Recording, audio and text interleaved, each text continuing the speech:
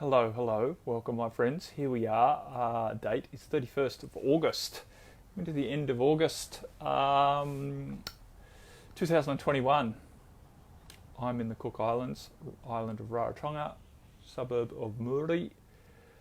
Coming to you for half an hour to chat with Matt. Here we are to talk about whatever you want to talk about. I noticed that there's nothing written in ahead of time, so I am a free agent to talk about whatever you would like to know, except I'm not talking to anyone yet because I'm on this live stream on my own at this stage.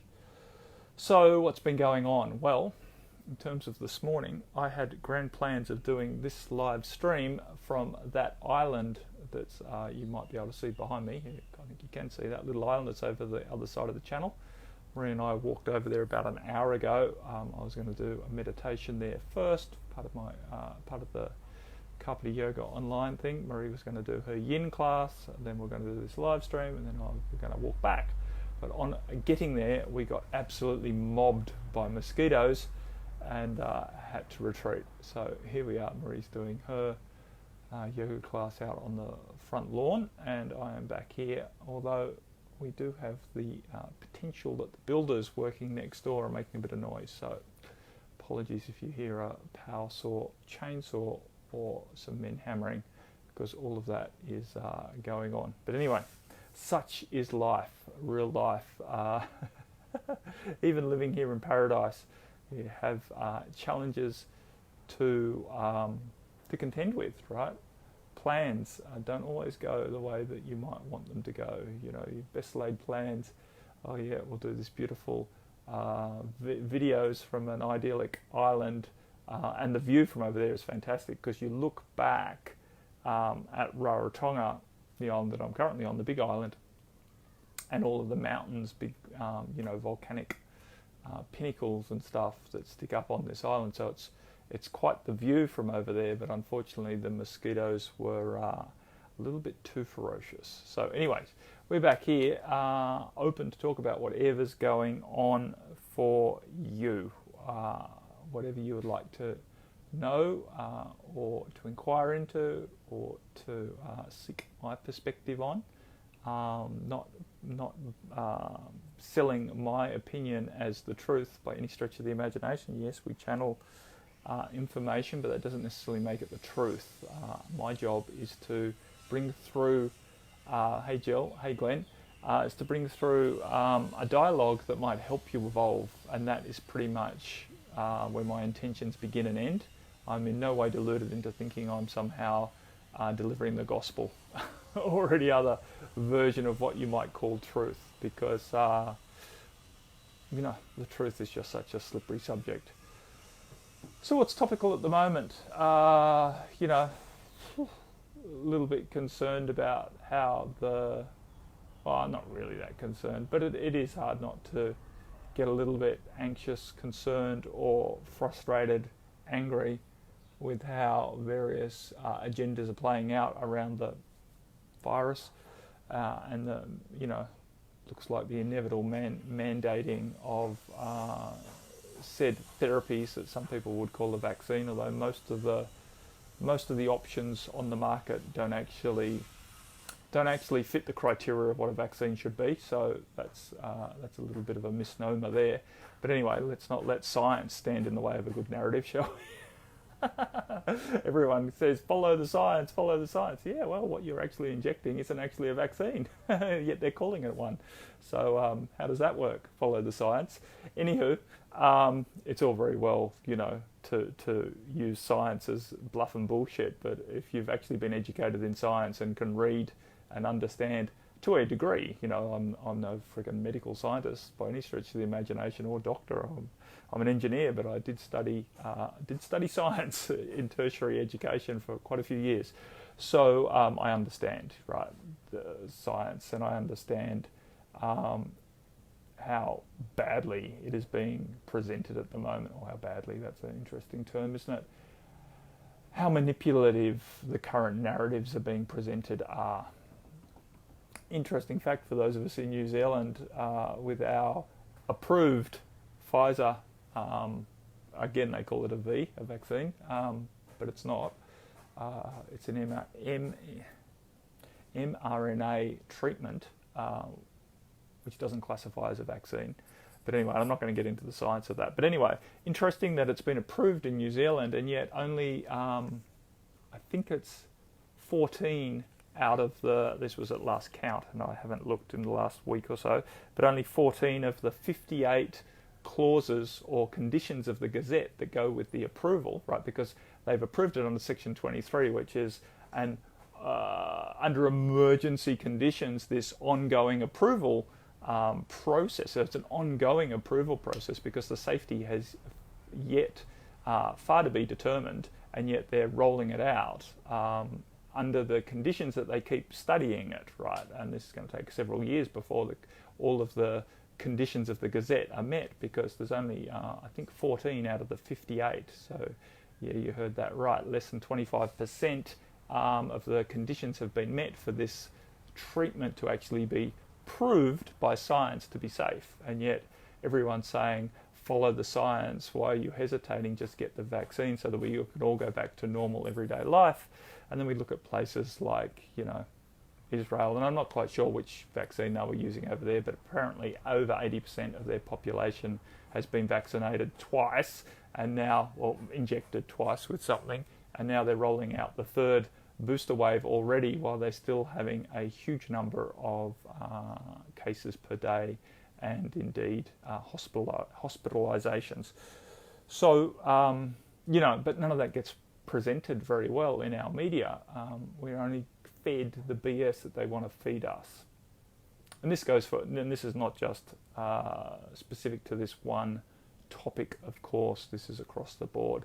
So my point is not to get all uppity arms around this particular treatment / preventative of COVID and all of the,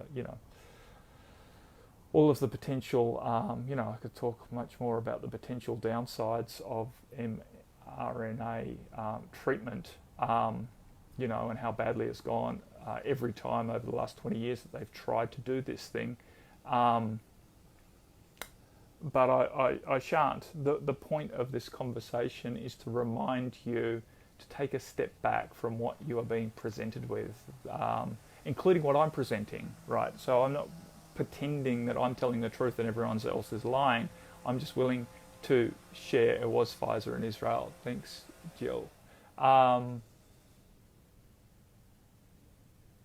They've already got rid of the control group used during testing. Yeah, which makes it very interesting as to how they're going to get any sort of meaningful results from the perceived study that's supposed to be happening to prove that this thing is safe, while they're putting a lot of pressure on trying to get, as great a percentage as possible of the population treated with something that is still experimental. It is truly experimental. You might say, well, it's not because it's been approved, but just because it's been approved doesn't mean that the experiments have finished. The experiments haven't finished because there's no real results yet. So,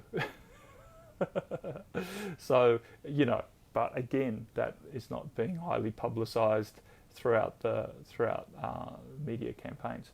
But the point being is not to take anyone's truth as the gospel, and not to allow yourself to get overly biased with information that proves your opinion at the expense of looking at alternatives. I'm always willing to read any piece of evidence or information as best I can from a neutral stance. So not just looking to back up my bias and then ignore anything that goes in the other direction, because that isn't very sensible, right? That's not very sensible. Of course, the ego would much rather be right than happy, and unfortunately, that's a very common trait amongst humans, is to read all sorts of information, not just read it, but perceive it, right, from the external world, based on verifying your bias, your belief system. What we believe shapes the way we perceive our reality, and so it's very easy to get duped by our own intellect, which is consciously looking or constantly looking to back up what it believes. Micro, yes, Matt, Kiwis are good at sitting on the fence. Just do that. Just do that, Kiwis. Those that are woke are going to live through this. Yeah, Kiwis and Australians. The issue with New Zealanders and Australians is we haven't had to a 4-year-old. I don't know how much of that 4-year-old yelling you can hear, but we haven't lived through, in this part of the world, Australians and New Zealand haven't known great adversity, and so very keen. And we certainly haven't lived through our government overruling us or overriding us in any real way that created great suffering. You know, I was reading an article about what they tried to do in Moscow, where they tried to use vaccine passports to mandate, right, to legislate. This is in no way the law, but it's a mandate or a legislate. Which is different from law, right? And this is, a lot of people don't understand that. When something is made mandatory doesn't mean it's actually legal. Can't be legally enforced. Anyway, but the point is, they tried to employ vaccine passports in Moscow to, entice people to start using things. And basically, they had bipartisan support mainly across Moscow, that people who were vaccinated and unvaccinated stopped frequenting anywhere where you needed to show your vaccine passport to enter. So they quickly had to scrap that idea. Within weeks, they had to scrap that because they basically brought the city to a standstill, and any business that was employing this idea that you needed to show that you'd been vaccinated before you could enter was starving. Because the people of Moscow, the people of Russia, have known what it's like to live under a government that has too much control over what you can and can't do, right? So that's living memory for them. Many of them, have still lived through these periods of time where their government oppressed them. And so they're very careful not to let the government do that again. Irrespective of whether they believe the vaccine is a good thing or a bad thing, they know much more important is to maintain sovereign free will for their citizens, because that is a much healthier, happier and comfortable society for everyone to live in. Over here in New Zealand, we still believe, and so forth in Australia, that our government by and large has our best interests at heart, because we haven't experienced that not being the case in general, even though you can pick up many, many times where the government hasn't had our best interests at heart. By and large, the population's perception hasn't been awoke to those facts that, selling off our hospitals, selling off our prisons, doing all sorts of selling off our power grids and our power generation, and selling off our natural resources isn't in the public's best interest, because it's always been presented as this is what we need to do in order to balance our books, and this is good for the economy, and therefore that's good for you. Yeah, exactly. Jill said, former Eastern European friends of mine say this feels like slipping into communist regime. They are worried. Exactly.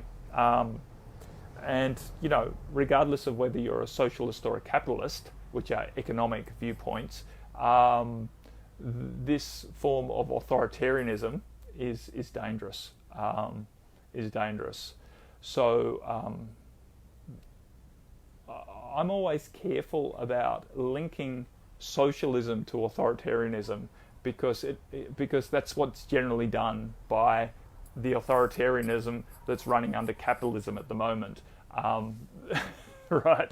So there have been, throughout history, there have been many sort of capitalist, fascist, authoritarian regimes that have been just as bad as the communist authoritarian regimes. And, there have been quite a few socialist government styles that have been very good for their people as well. So socialism doesn't equal authoritarianism any more than capitalism represents freedom, because either economic viewpoint or system or perspective can be either authoritarianism or liberal free, right? And even when you use the term liberal these days, that term has been skewed. So it's very interesting to try and have conversations these days when terminology is being manipulated to suit the agendas of those who are controlling us, right? Those that are controlling us, because even liberal now, the term liberal, which used to basically mean free and the opposite of authoritarianism, has been skewed now to basically mean socialist. So interesting, right? and not a great form of socialism either.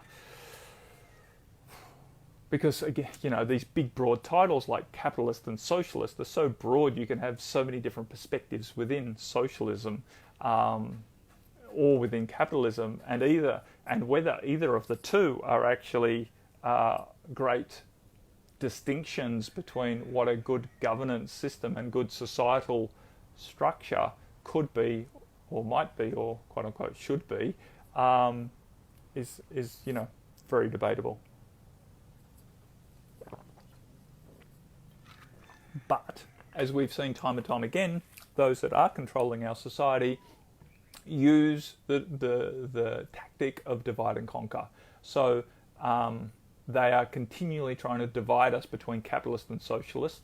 They're continually trying to drive a wedge between vaxxed and unvaxxed,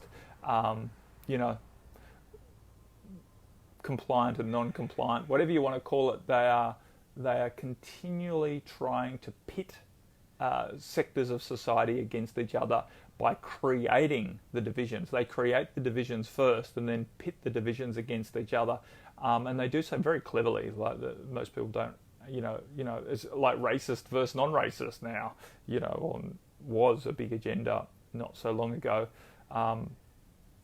Unfortunately, much to the demise, really, of the progression of living in a society where racial discrimination is not as prevalent.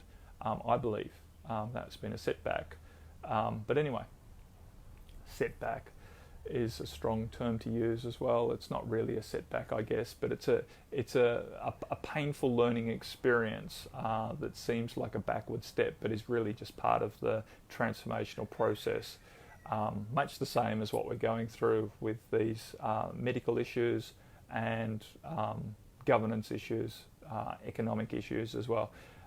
It seems like things are getting more chaotic, and from many of us, our perspectives are getting quote-unquote worse. But potentially not getting worse. Potentially it's just part of the healing process, part of the purification process, that a lot of these wounds or tendencies or discordances need to be brought fully into view, fully to the surface, so that the majority of the population, or at least a larger section of the population, can make good informed choice based from their own experience about what they're choosing to back, what they're choosing to align with. Hey Sister K. So yeah, what questions have ye, my friends? I'm just going on a bit of a rant about what I've been watching lately. Maybe a little bit controversially, but there you go. It's good to be controversial one way or another. Again, I'll point out that I'm not encouraging you to take my viewpoint on whether vaccinations are good or bad, or whether socialism or capitalism is good or bad. I'm encouraging you to dig into or becoming more aware of how you are being manipulated through these agendas, and potentially to soften in how rigidly you are maintaining your opinion, right? How rigidly you are maintaining your opinion, so that you can be open to information that comes your way that might be beneficial to you to take on board, right? And it's always beneficial to dig deep into the resonance of information rather than just taking it on face value, because a lot of the information that's being presented, of course, is being quite manipulated and presented in a way that's not very impartial. Not very impartial. That is probably an understatement. But anyway, what else, friends? What would you like to know about? What would you like to inquire further on? What questions have ye? Suggestions? It can be personal or more broad. Totally happy to dance with whatever might serve you guys to know. Let's have a look. Got a good 10 minutes left here to chit-chat around any particular topic that might be of interest to you, anything that you are having difficulty with or struggling with or want to know some more about. Because that's what we're here to do. This is why it's called Chat with Matt.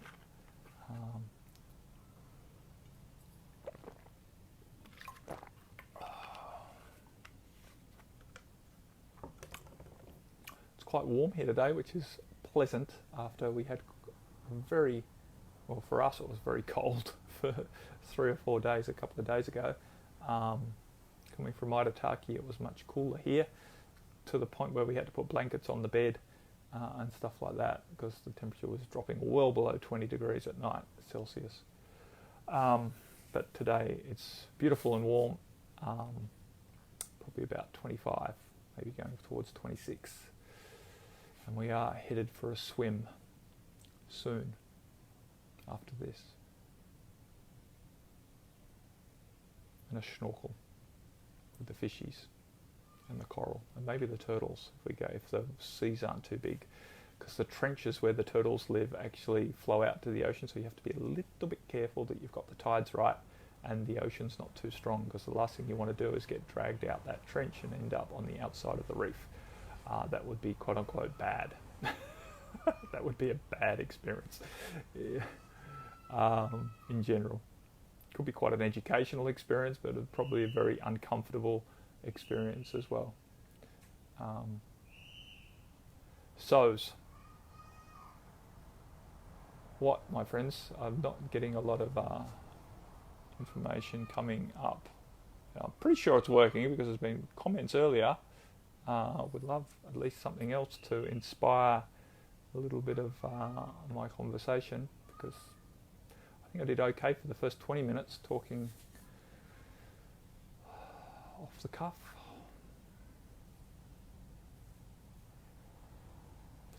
So in the meantime, while someone's typing something, hopefully, what to do, how do we navigate this time where we understand that a lot of the information that we're being delivered is manipulative, a lot of terminology is being turned on its head, a lot of our community is at odds with each other, they've bought into the division and now they're fighting amongst each other. What can we practically do to navigate this time and to help? Right? How can we be an asset on this planet for both ourselves, our families, our communities, and society at large? Right? First and foremost, it's to relax. To relax into being willing to be aware of what's going on, what opinions you are holding strongly, how that's influencing how you perceive the world, and relax into acceptance. Right? Not to make your opinions wrong, but also to notice how your opinions are influencing your perspective and how you are interrelating, who you are poo-pooing before you even listen to or consume their content, right, based on history and what you perceive that they stand for. So it's quite the task to relax, because what's happening with all of this perceived danger around, right? Because our authorities are lying to us and trying to manipulate the direction that society is going. They're doing a very good job at driving wedge into society and creating conditions that are ripe for aggression and conflict. There's a lot of conflict in our society because people are getting pitted against each other. That doesn't feel good as an empath, right? As someone who is energetically sensitive, it feels dangerous out there in the world because so many people are holding very strong opinions and are quite willing to aggressively fight for their opinion to be the right one based on the information that they have been fed, but through their perceptions, which are growing stronger and stronger like a snowball in the direction that they are going. How do we navigate this time in any sort of equanimity and any sort of empowered sort of influence on the planet? How can we be an empowered influence on this planet? So first and foremost, we have to get out of the stress response because it's getting triggered consistently. There's, from the part of our brain that monitors the world for perceived danger, there is plenty of triggers going off right now that appear potentially dangerous, right? And so we're on guard around all of that. And it's not wrong for us to be aware that something is potentially dangerous, that people are getting more and more aggressive in the world in their desire to defend or even beyond defend, to fight for, to progress their opinion as being the one and only right opinion to have, and if everyone joins with them in their opinion, then the world will be saved, and if anyone opposes their opinion, then they must be dealt with accordingly, right? That agenda is gaining momentum, which feels very scary. So we don't deny that there's plenty of potential out there for dangerous experiences to be had, but the point is getting stressed about that doesn't actually help you progress through that, doesn't actually help you take action steps that help to keep you safe. So practice, right? Consistent, even religious practices. And when I say religious, I don't mean conforming to a religion, I mean doing it religiously, right? Setting a schedule, right? Religiously practicing something is practicing it based on a schedule, that we do this before we eat, we do this upon awakening, we do this before we go to sleep, right? We have these practices that we use. We do this every 2 hours, we do this every half an hour, right? Things, choices that we make, that we set, religiously doing certain practices that help maintain our equanimity, help to maintain our inner peace, our calm, our relaxed state of being, our sympathetic, I always get mixed up which is sympathetic or parasympathetic, but staying out of the stress response, right? The stress response is the sympathetic nervous system. We want the I think. See, I tell you, I always have a doubt when I say that, which is interesting. But anyway, we want to stay out of what is triggering the stress hormones and the stress mentality, so that we can maintain a more balanced view of the world and our current situations, and therefore we can feel our intuitive guidance and take good action steps to maintain our safety in the world, based on choosing not to freak out that the world appears so dangerous. So that's it. Religiously choosing to stop and do things that help you, like breathing deeply, like aligning with gratitude and abundance, as opposed to allowing lack mentality to predominate, right? Choosing to align with love rather than allowing fear to predominate. These are choices that we make, and we need to keep making them consistently, right? Consistently need to make them, because there's a huge faction of society that's working against you, right? The universe in general is working for you, but there's a huge faction of society here on this planet that is working to instigate stress response.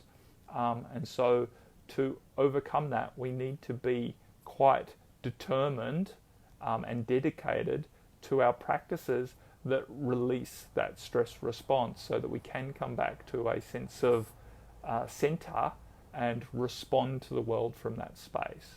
Because reacting from stress very rarely works well, very rarely achieves the result that ultimately we are desiring.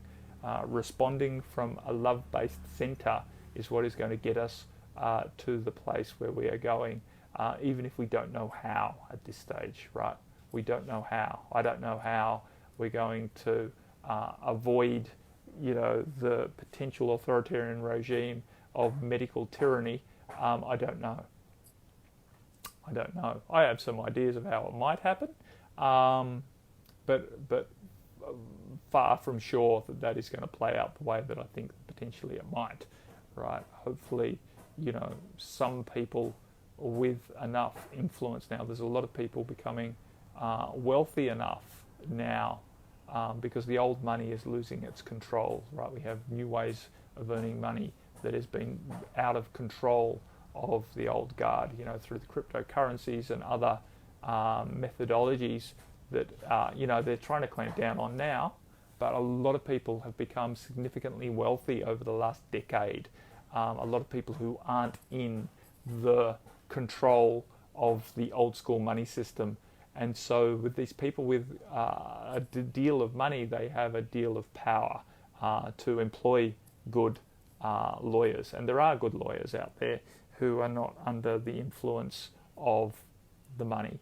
And we are going to see, I believe, a host of challenges against government mandates and whatnot.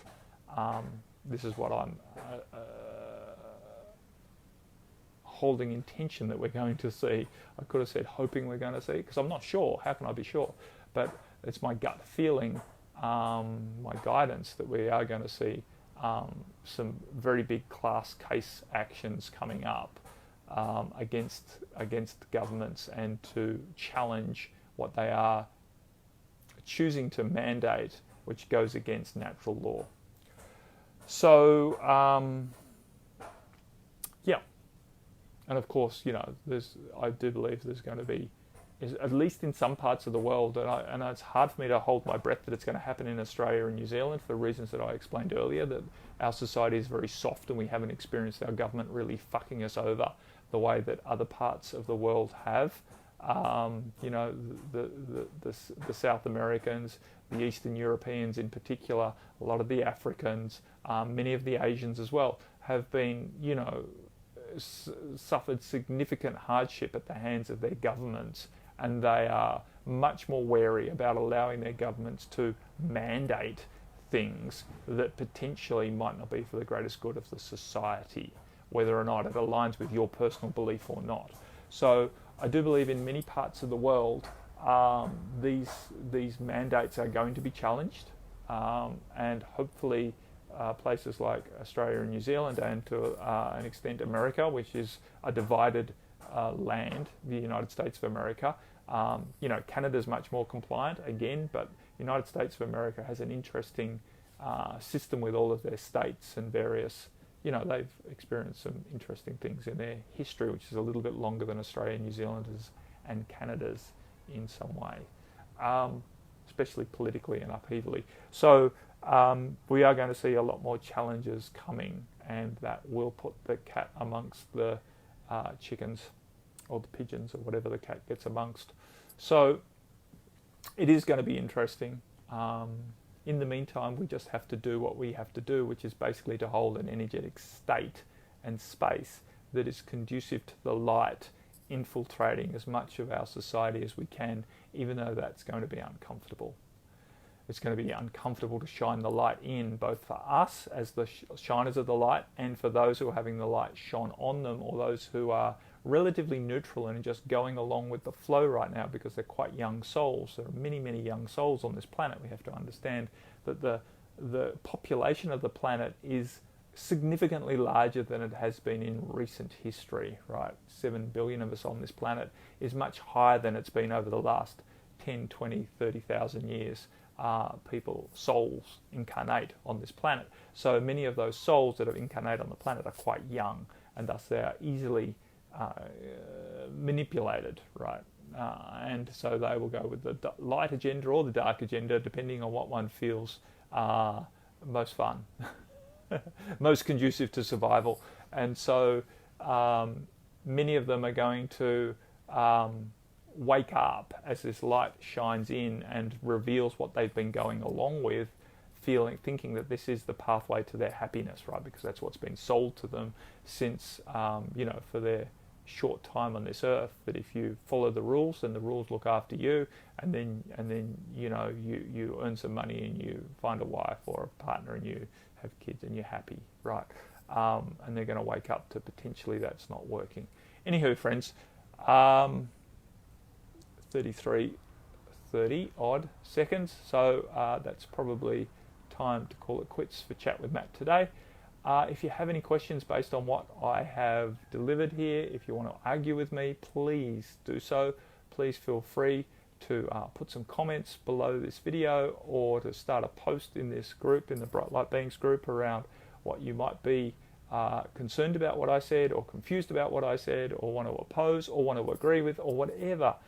Be willing to stimulate conversation. It doesn't need to be conflictual, right? We can have a discussion around opposing viewpoints and potentials without it being aggressive or a competition, right? How can we have collaborative discussions with opposing viewpoints and hold open a space where we all learn something, we all grow from having the discussion, and it might not reach a conclusion where someone is right and someone is wrong, because that's not really the aim of the game, right? We're not here to prove that my opinion's right and your opinion's wrong, or vice versa. We're here to grow. here to grow. And that happens when we are challenged, when we are pushed to the edge a little, and we have to consider why we are holding our opinions and what has formed our opinions and how valid our opinions are in the more expansive perspective. So I welcome all such opportunities to dance with anyone who has some opinions to share. Anyway, friends, much love. Bye for now. I will be back next week, if not before, in some way, some form. Yeah, that's it for now. Bye. Enjoy.